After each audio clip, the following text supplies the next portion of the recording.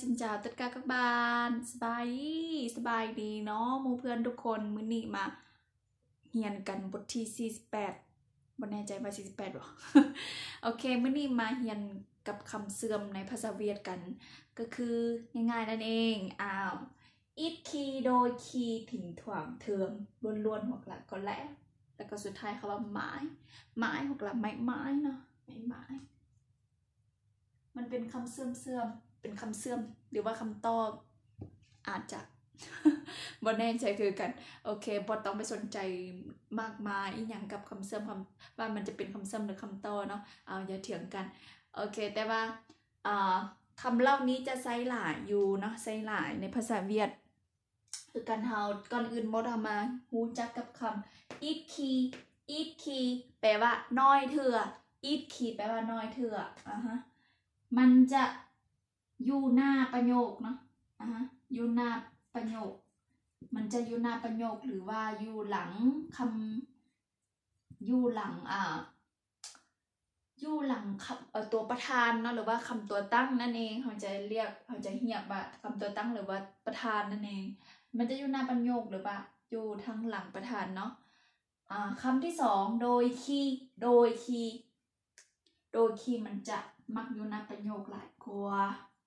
โดยคีย์เนาะขอหมายเลขตามลำดับเลยเด้อโดยคีย์จะอยู่หน้าประโยคโดยคีย์ค่อยมีหยังโดยคีย์โดยจำgì đó มันจะบ่ค่อยอยู่นี่แต่ว่าคำ eat key แล้วก็เหนียวคีย์นะที่ eat key มันน้อยเทื่อแปลว่าน้อยเทื่อขอโทษยังมาแปลคำว่าโดยคีย์ซ้ำโดยคีย์แปลว่าบางเทื่อบางทีบางครั้ง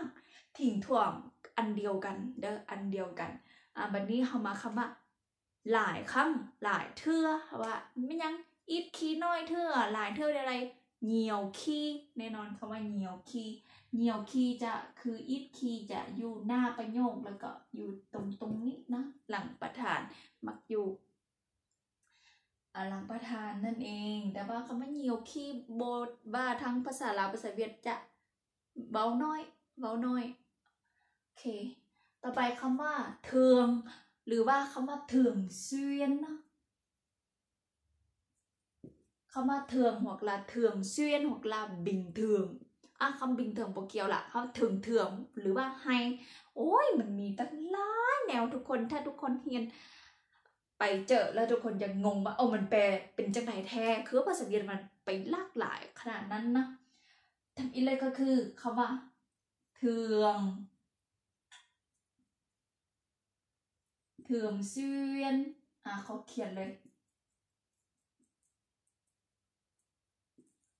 หรือว่าให้เนาะเทืองเซียนให้หรือว่าเทือง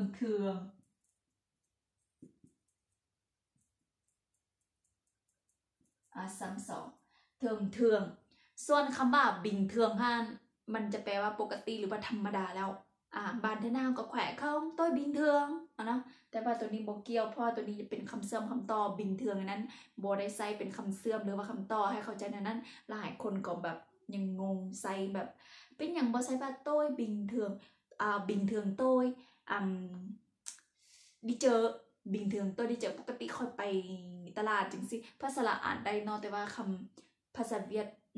มันจะโบใส่เป็นคำเสื่อมจริงสั้นเนาะเพราะว่าบิงเทืองตัวดีเจอก็ได้คือกันแต่เขาจะมักใช้ทับไซเป็นคำเสริมเขาจะตัวเทืองดีเจอกว่าตัวเทืองดีเจอเขาเปิดใช้ว่าตัวบิงเทืองดีเจอหรือว่าบิงเทืองตัวดีเจอเนาะตัวให้ดีเจอตัวเทืองดีเจอหรือตัวเทืองดีเจอตัวเทืองตัวดีเจอเทืองเซียน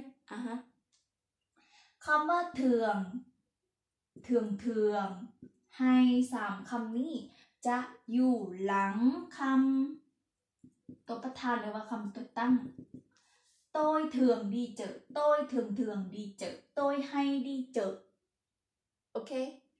แต่คำว่าthường xuyên tôi thường xuyên đi chợ tôi thường xuyên đi chợ ก็คือว่าก็ได้อยู่ได้รู้สึก แต่บอแน่ใจคือกันโอ้ยต้องไปเบิ่งงือฟ้าก่อนบ่นี่พยากรณ์ก่อนบ่แต่ว่า แบบอันที่มั่นใจนั่นก็คือมันอยู่ทั้งหลังประโยคเนาะtôi đi chợ thường xuyên đi học thường xuyên แบบว่าเป็นประจำจริงสิแปลว่าเป็นประจำเนาะแต่ว่าคำว่าtôi thường xuyên đi chợนี่ก็ได้หรือว่าบ่ได้อันนี้50-50เด้อยังบ่การันตีให้ขอโทษนำยังบ่ได้ไปเบิ่งคือฟาร์มเลยแต่ว่าขอการันตีไว้ค่ะว่ามันจะอยู่ทั้งหลังท้ายประโยคได้นะแต่ว่า3คำนี้จะบ่อยู่หลังประโยคได้อยู่หลังประโยคบ่ได้นะ แบบคำว่าthườngแบบ tôi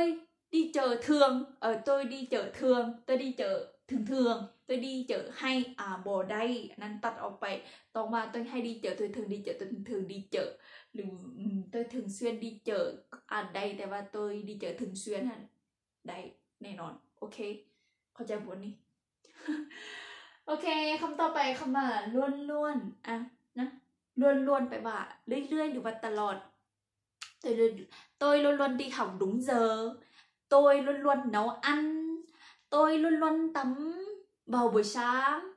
ค่อยมักแบบอาบน้ำตอนเช้าจริงสิ tôi luôn luôn gì nhờ tôi luôn luôn giảng bài vào buổi tối ôi tôi luôn luôn giảng bài vào buổi tối จริงสิแบบเฮาโอเคอันนี้ก็ได้คือกัน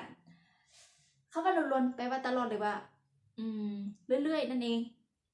เดี๋ยวใดก็ได้เนาะคำว่าก่อนและนี่มันจะคล้ายโดยคีย์แล้วก็ถึงถ่วงแต่ว่าคำว่าก่อนและนี่มันจะแบบอยู่คนละฝากคุ้มหมายกันแบบมันใส่ตั้งสถานการณ์กันอะแบบตัวอย่างว่าคำว่าโดยคีย์แบบว่าบางเทื่อเขาจะเฮ็ดจังสิ่งนี้สิ่งนั้นบางเทื่อเนาะแต่ว่าคำว่าก่อนและนี่แบบว่าเขาบอกมันแบบว่าบ่มั่นใจมันแสดงถึงความบ่มั่นใจก่อนและแบบจังสิบางเทื่อเราบ่มาตี้จังสิเขาก็บอกว่าcó lẽ ngày không đến không tới có lẽ ngày không đến không hôm nay chắc là có lẽ kiểu นั่นคำว่าบางเทื่อก็แลคำว่าก็แลมันใส่กับบางเทื่อในนั้นส่วนคำว่าโดยคีย์แล้วก็ถิ่งถ่วงมันจะใส่ในการกระทำสิ่งใดหนึ่งที่ว่ามันเป็นแบบ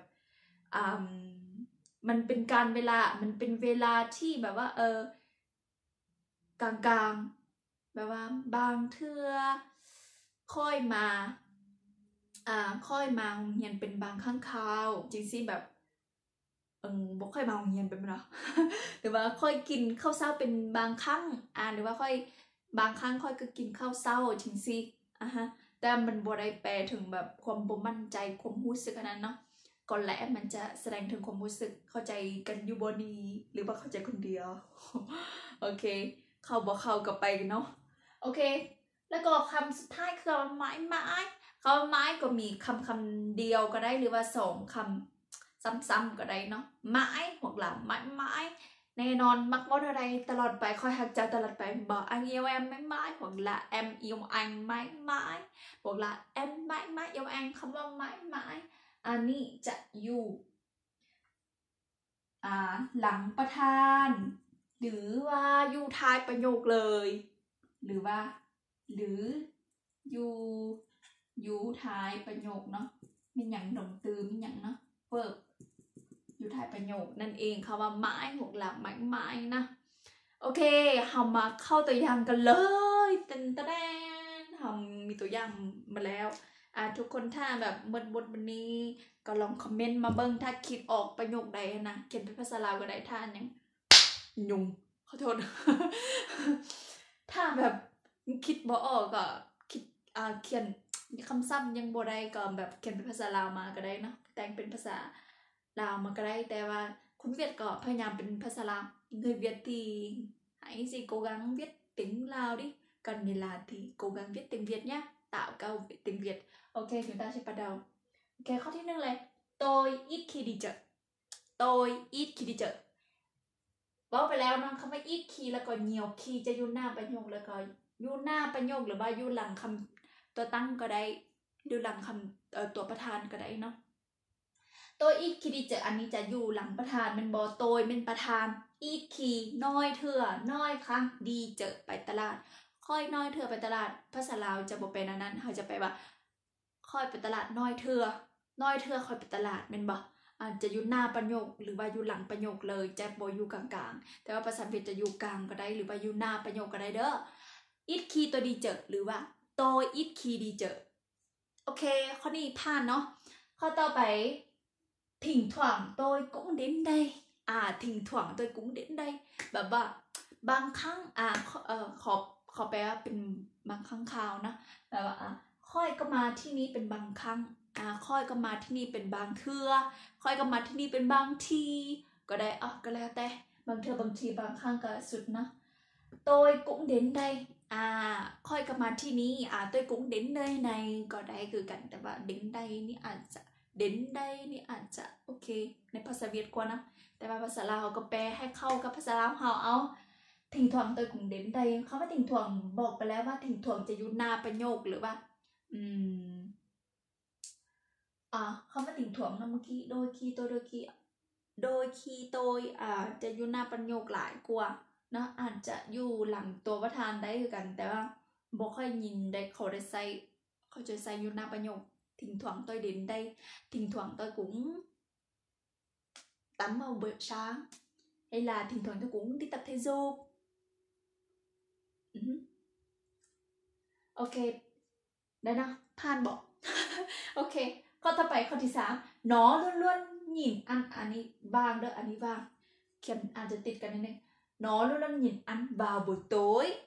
ขอเติมคำว่า vào ใส่นี่เป็นอย่างจะมีคำว่า vào ก็คิดง่ายๆเลยเข้าใจว่ามันคือคำว่า at เว้าถึงเวลาเว้าถึงแบบเขาเน้นถึงเวลา time เขาก็จะเว้าแบบว่า at ไม่อย่าง at vào buổi tốiนี่บุยโต้ก็เป็นตอนหนึ่งก็บอกเวลาแล้วมันบอกเขาจะว่าเนาะล้วนๆหยินอันบุยโต้ก็ได้หรือว่าอันนี้จะแปลว่าอันลาวมักลาวอดเข้าค่ำตลอดหรือว่าลาวอดเข้าลาวอดเข้าในตอนค่ำตลอดในคาบค่ำตลอดว่ะคิดโพก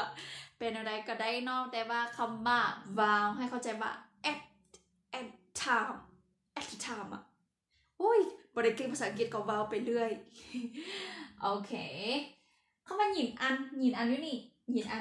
อันแปลว่าอดเข้านั่นเองไผที่ตุ้ยต้องเห็นหัวจากคำนี้อันเกี้ยงหรือว่าหยินอันเกี้ยงจะหมายว่ากินแบบกินคลีนหรือว่าจะกินแบบว่ากินต้อง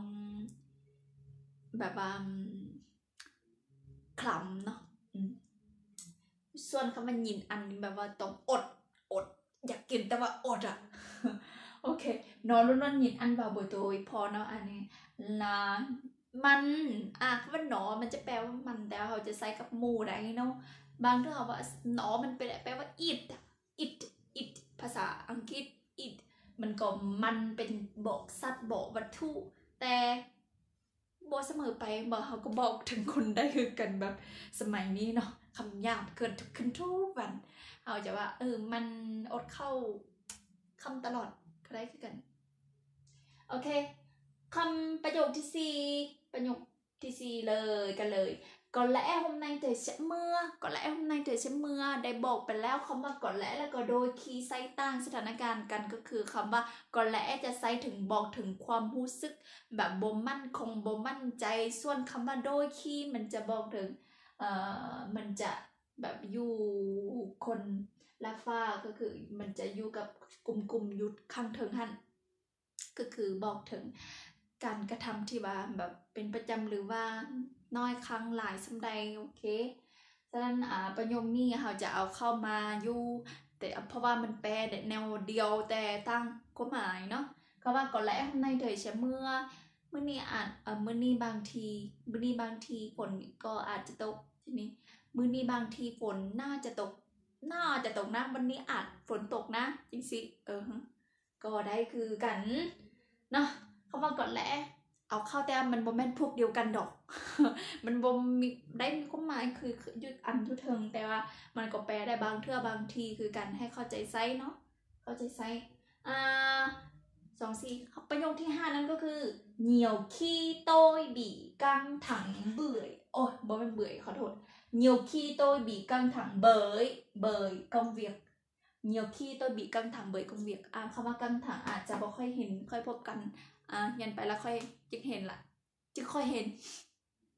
ค่อยจึกเห็นโอ้ยงงกับตัวเองเด้căng thẳng bị căng thẳng คำว่าcăng thẳngจะ be stress มันเครียดโอ้ยเครียดเมาเหล้ากินเหล้าเมาเครียดจนโอ้ยอันนี้โฆษณาแล้วนะบีกังถังคำว่าบีกังถังมาแปลว่าเครียดหรือว่าบีสเตรสนั่นเองเนียวขี้ตัวบีกังถังเบยกงเวียกแปลว่าหลายครั้งที่ค่อยเครียดเพราะว่าเวียกงานนั่นเองเนาะ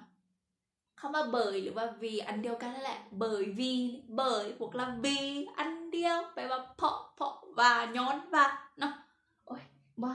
หายใจพอเข้าโอเคคำว่าเหนียวขี้แปลว่าหลายครั้งนะหลายครั้งบางมันจะบุมียูนีบอกเหนียวขี้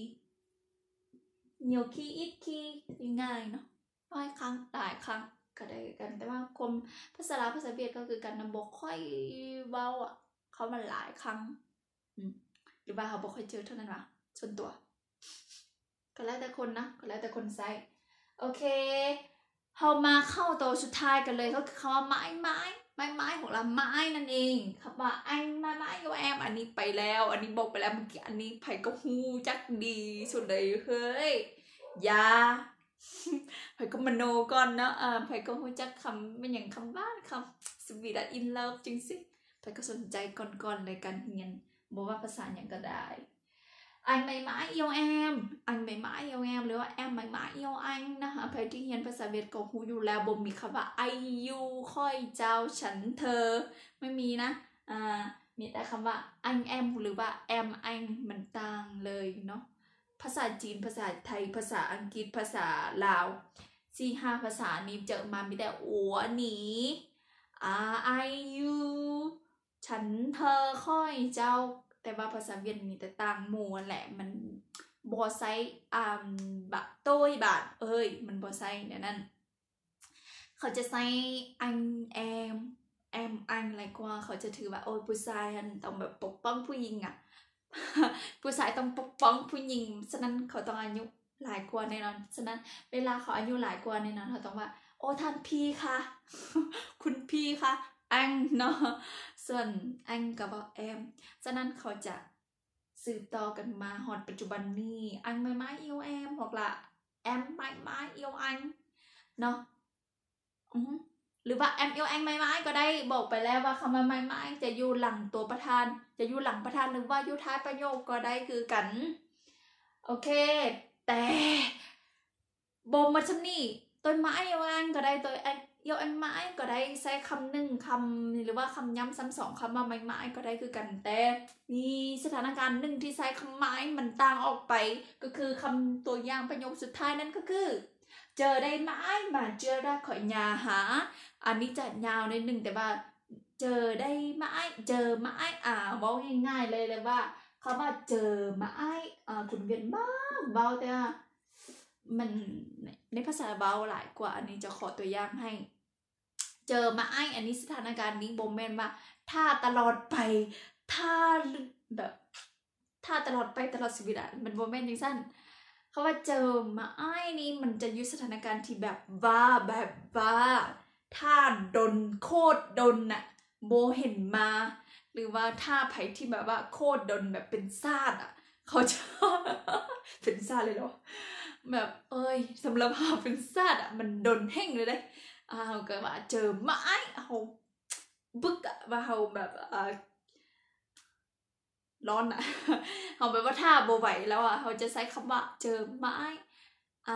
เจอไม้เขาบอกว่าเจอแล้วก็คงเดนอาจจะบทถึงมันบทถึงใจนะเขาว่าโอ้ยเจอไม้มันเจอเตยโอ้ยบาดนักเล่นgì đấyเขาก็ใส่บุบเข้าไปบุกเข้าไปเลยใส่คำเป็นยังกระไรเนาะโยนเข้าไปก็คือเดี๋ยวมาแปลคำประโยคสุดท้ายกันเลยเจอได้ไม้มาเจอได้ข่อยยาหาเจอได้ไม้มาเจอได้ข่อยยาหา มันจะแปลว่าถ้านี่ก็แบบว่าโคตรโดนแล้วยังบ่ออกจากเฮือนเอาก็ได้แบบว่าถ้าโคตรโดนบานนี้แล้วยังบ่ออกจากเฮือนหวานะมันก็แบบนั่นแหละทำนองนั่นแหละเนาะโอเคนี่เฮาก็มาโดนเติม3 นาทีที่หมดไปกับการแบบเบาเลื่อยเปื่อยของอาจารย์ของเรานั่นเองอย่าถือสากันเลยถ้าใครที่มักเบิงซองของเฮาก็จะได้ความม่วนซื่นความรู้ได้อะไรใหม่ๆโอเคไร้สาระนั่นเองได้ที่สิ่งที่ไร้สาระโอเคบอกว่ากันหลายแล้วนะออย20 นาทีกันไปแล้วขอบใจทุกคนที่ติดตามกันอยู่แล้วก็คิดจะติดตามถ้าใครที่ยังบ่กดปุ่ม subscribe ก็กดเข้าไปกดกระดิ่งพร้อมกันจึงมีการแจ้งเตือนเนาะโอเคมีอย่างถ้าเห็นว่าบทนี้มีสาระนิดๆอาจจะช่วยได้หมู่ของเจ้าหมู่ของเธอเพื่อนของเธอก็กดปุ่มแชร์ให้ด้วยนะโอเคพบกันใหม่ในวิดีโอหน้าบ๊ายบายตามเบ็ดกระบาล